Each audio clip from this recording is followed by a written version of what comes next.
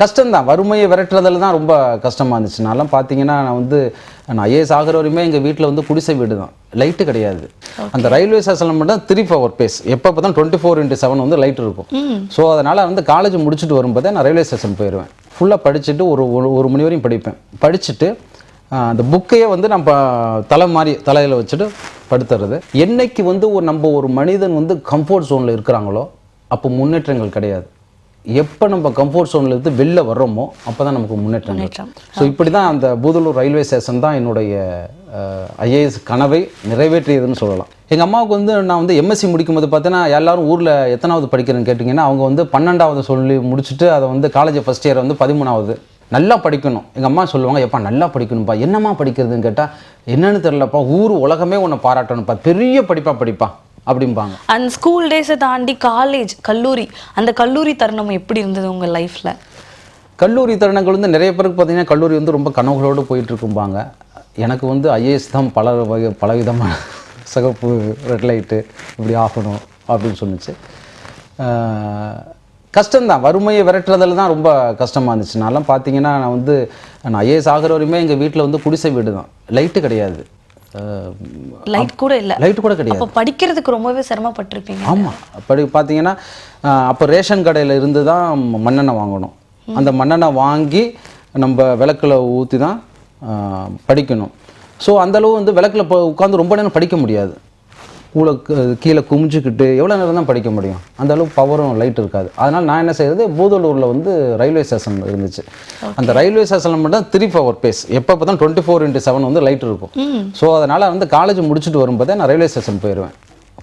Books எல்லாம் எடுத்துகிட்டு railway ஸ்டேஷனில் போயிட்டு ஃபுல்லாக படிச்சுட்டு ஒரு மணி வரையும் படிப்பேன். படிச்சுட்டு அந்த புக்கையே நம்ம தலையில் வச்சுட்டு படுத்துறது. கரெக்டாக 5:05க்கு ஒரு ட்ரெயின் வர தான் ஃபஸ்ட்டு ட்ரெயின் பூதலூரில். கரெக்டாக அந்த என்ஜின் எங்கே நிற்குமோ அந்த இடத்துல நான் ஒரு துண்டை விரித்து போட்டு புக்கை தலையில் வச்சுட்டு படுத்துடுவேன். ஓகே. கரெக்டாக இன்ஜின் நிற்கும்போது அந்த சவுண்டு, அதனுடைய புகை, அப்போல்லாம் கரி இன்ஜின் தானே, டீசல் இன்ஜின் கிடையாது. ஸோ நம்ம தூங்கவே முடியாது, ஃபோர்ஸிபிளாக நம்ம எழுந்திரிச்சிருவோம். என்னைக்கு நம்ம ஒரு மனிதன் கம்ஃபர்ட் ஜோனில் இருக்கிறாங்களோ அப்போ முன்னேற்றங்கள் கிடையாது. எப்போ நம்ம கம்ஃபர்ட் ஜோனில் இருந்து வெளில வர்றோமோ அப்போ தான் நமக்கு முன்னேற்றம். ஸோ அந்த மாதிரி அந்த ஒரு 5 ட்ரெயின் வரும்போது தான் என்னுடைய திரும்ப விழிச்சு ஒரு மணி நேரம் நான் படிப்பேன். ஸோ இப்படி தான் அந்த பூதலூர் ரயில்வே ஸ்டேஷன் தான் என்னுடைய ஐஏஎஸ் கனவை நிறைவேற்றியதுன்னு சொல்லலாம். ஓகே. இப்போது நம்ம ஒரு வறுமையில் ஒரு குடும்பத்தில் இருந்தோனாலே லைக் படிக்கணும் அப்படின்னாலே ஓகே அப்படின்ற மாதிரி யோசிப்பாங்க. நம்ம இன்னும் பெரிய படிப்புலாம் படிக்கணும்னா வீட்டில் கண்டிப்பாக இருக்கிறத வச்சு படிச்சுட்டு போ அப்படின்லாம் சொல்லுவாங்க. இப்போ அந்த வறுமையில் இருக்கும்போது நீங்கள் ஐஏஎஸ் படிக்கணும் அப்படின்ற கனவை அம்மா கிட்டேயோ இல்லை அப்பா கிட்டேயோ சொல்லும்போது அவங்க என்ன சொன்னாங்க? எங்கள் அம்மா ஃபுல்லாக சப்போர்ட் பண்ணுவாங்க. அப்பா கிடையாது. அப்பா நான் காலேஜ் படிக்கும்போது இறந்துட்டாரு. அம்மா தான் முழுக்க நமக்கு படிக்கணும் அப்படின்னு சொல்கிறது. எங்கள் அம்மாவுக்கு நான் எம்எஸ்சி முடிக்கும்போது பார்த்தீங்கன்னா எல்லாரும் ஊரில் எத்தனாவது படிக்கிறேன்னு கேட்டிங்கன்னா அவங்க 12வது சொல்லி முடிச்சுட்டு அதை காலேஜ் ஃபஸ்ட் இயர் 13வது, ஓகே, பிஎஸ்சி செகண்ட் இயர் 14வது, இப்படி தான் சொல்லி என் பையன் 17 வருஷம் 14வது படிக்கிறான் அப்படிம்பாங்க. ஸோ அவங்க 5வது வரையும் தான் படித்தவங்க. தமிழில் எழுத்துக்கூட்டி படிப்பாங்க, அவ்வளோதான் தவிர நம்ம பிஎஸ்சி, எம்எஸ்சி, இன்ஜினியரிங் இதெல்லாம் உங்களுக்கு எதுவுமே தெரியாது. நல்லா படிக்கணும். எங்கள் அம்மா சொல்லுவாங்க, எப்பா நல்லா படிக்கணும்ப்பா. என்னம்மா படிக்கிறதுன்னு கேட்டால் என்னன்னு தெரிலப்பா, ஊர் உலகமே உன்னை பாராட்டணும்ப்பா, பெரிய படிப்பா அப்படிம்பாங்க.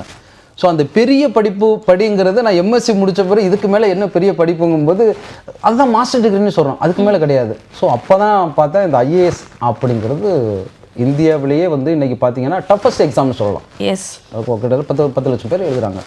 ஸோ இந்தியாவிலேயே டஃபஸ்ட் எக்ஸாம் எழுதி வர்றது தான் ஒரு மிகப்பெரிய படிப்பு அப்படிங்கிறத நினச்சி நான் படித்து எங்கள் அம்மா ரொம்ப சப்போர்ட்டாக இருப்பாங்க. அது இன்னும் சொல்லப்போனால் நான் சென்னைக்கு நான் வறுமையை விரட்டுறதுக்காக காலேஜ் முடித்த பிறகு நம்ம காலேஜ் படிக்கும்போது வரையும் பார்த்தீங்கன்னா நமக்கு ஒரு ஸ்டூடெண்ட்டுங்கிற ஒரு பிராண்ட் இருக்கும், படிக்கிறாங்க அப்படியே பெருமை இருக்கும். எல்லாரும் பையன் எம்எஸ்சி படிக்கிறாப்ல, பிஎஸ்சி படிக்கிறாப்ல அப்படின்னு சொல்லி.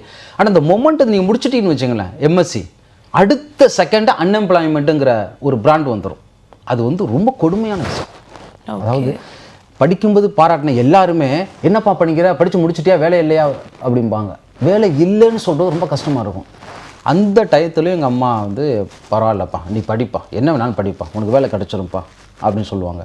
ஸோ அந்த டயத்தில் வறுமை விரட்டுறதுக்காக நான் மெடிக்கல் ரெப்பாக இருந்தேன். கிட்டத்தட்ட ஒரு 1 இயர் இருந்தேன். திரும்ப அது நமக்கு வாழ்க்கையில் அடுத்த லெவலுக்கு எடுத்துகிட்டு போகாது அப்படின்னு தெரிஞ்சுக்கிட்டு அதை வேலையை விட்டுட்டு நம்ம சென்னைக்கு வந்து நான் ஐஏஎஸ் படிக்க வந்துட்டேன். நானும் ஒரு நண்பரும் சேர்ந்து வந்தோம். சென்னைக்கு வந்து செல்லும்போது படிச்சுட்ருப்போம். அப்போ வந்து பார்த்திங்கன்னா தீபாவளி, பொங்கல் ஊருக்கெல்லாம் போகிறது கிடையாது. எதுக்குமே போகிறது கிடையாது. ஸோ அப்போ எங்கள் அம்மா வந்து அப்போ கடிதங்கள் தானே, இன்றைக்கி வந்தால் மொபைல் வந்துச்சுல, டக்குன்னு எடுத்து மொபைலில் பேசிடுறோம். அன்றைக்கி வந்து இன்லைன் லெட்டர்ஸ் தான். ஸோ இந்த இன்லைன் லெட்டர்ஸ் தான் நிறைய பேருடைய வாழ்க்கையே மாற்றி இருக்குன்னு சொல்லலாம். அந்த எமோஷ்னலாக பண்ணி எங்கள் அம்மா வந்து அந்த இன்லைன் லெட்டரில் எழுதுவாங்க. அன்புள்ள மகனுக்கு என்றும் பாசத்துடன் அம்மா எழுதுவது. தீபாவளிக்கு நீ இல்லையே என்று எனக்கு வருத்தம் கிடையாது, நீ என்று ஐஏஎஸ் ஆகி வருகிறாயோ அன்று தான் நமது வீட்டில் தீபாவளி அப்படிம்பாங்க. ஸோ இந்த மாதிரி ஒரு கேட்சி வேர்ட்ஸ் எல்லாம் வந்து அப்படியே நான் கட் பண்ணி அப்படியே வச்சுக்குவேன். கட் பண்ணி என்னுடைய படிக்கிற புத்தகத்தில் ஒட்டிடுவேன் நான்.